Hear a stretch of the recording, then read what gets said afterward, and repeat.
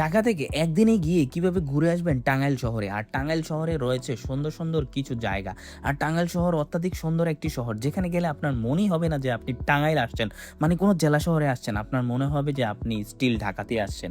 আমাদের জার্নি শুরু হয়েছে কমলাপুর রেল স্টেশন থেকে। তবে আমাদের ট্রেন আসার কথা ছিল সকাল ৬টায়। বাট সেই ট্রেন এসেছে সকাল ৭টায়।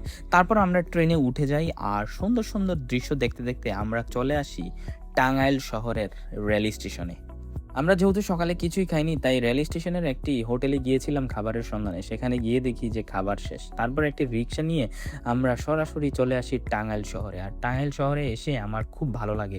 যারা কখনোই কোনো জায়গায় যাননি বা ট্রাভেল পছন্দ করেন তাদের কাছে নতুন শহর অবশ্যই সুন্দর লাগবে। আর টাঙ্গাইল শহর থেকে আমরা রওনা দিলাম হচ্ছে মহেরা জমিদার বাড়ির উদ্দেশ্যে। আর মহেরা জমিদার বাড়ি যেতে, যেতে আপনার অনেক ভাঙা রাস্তা পড়বে। তাই কিছুটা সময় আপনার হাঁটতেও হবে। আমরা কিন্তু এই ট্রেন রাস্তা ধরে অনেকক্ষণ হেঁটেছিলাম।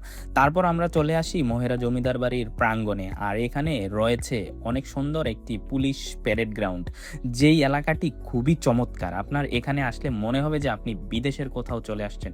খুবই চমৎকার এই প্লেসটি। রয়েছে নারিকেল গাছের ছায়া ঘেরা কিছু রাস্তা, রয়েছে একটি বট গাছ। তারপর আমরা সরাসরি মহেরা জমিদার বাড়িতে ঢুকে পড়ি।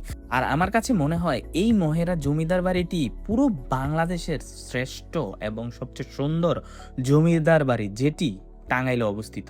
আমার মনে হয় এই জমিদার বাড়িটি দেখার জন্য পুরো বাংলাদেশ থেকে সবার একবার হলেও এখানে আসা উচিত।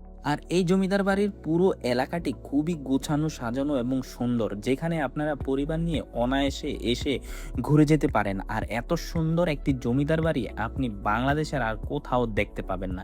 তাই এই জমিদার বাড়িতে ঘুরতে যেতে একদমই মিস করবেন না। পুরো বাংলাদেশের যে কোনো জায়গা থেকে চলে আসতে পারেন কিন্তু এখানে, আর খুব কম খরচেই ঘুরতে পারবেন। তারপর আমরা চলে যাই মধুপুর উপজেলায়, কারণ এই মধুপুর উপজেলায় রয়েছে পুরো টাঙ্গাইল শহরের সৌন্দর্য।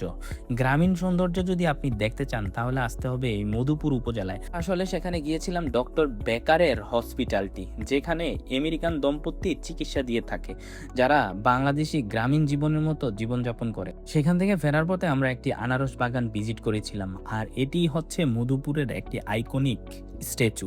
উপর থেকে আমরা আবার ব্যাক করি হচ্ছে টাঙ্গাইল শহরে। আসার সময় আমরা একটি সুন্দর রেস্টুরেন্ট ভিজিট করি। আর রাতে টাঙ্গাইল শহর দেখে আমি পুরো অবাক হয়ে যাই। মানে তখনও বাজে 10:30।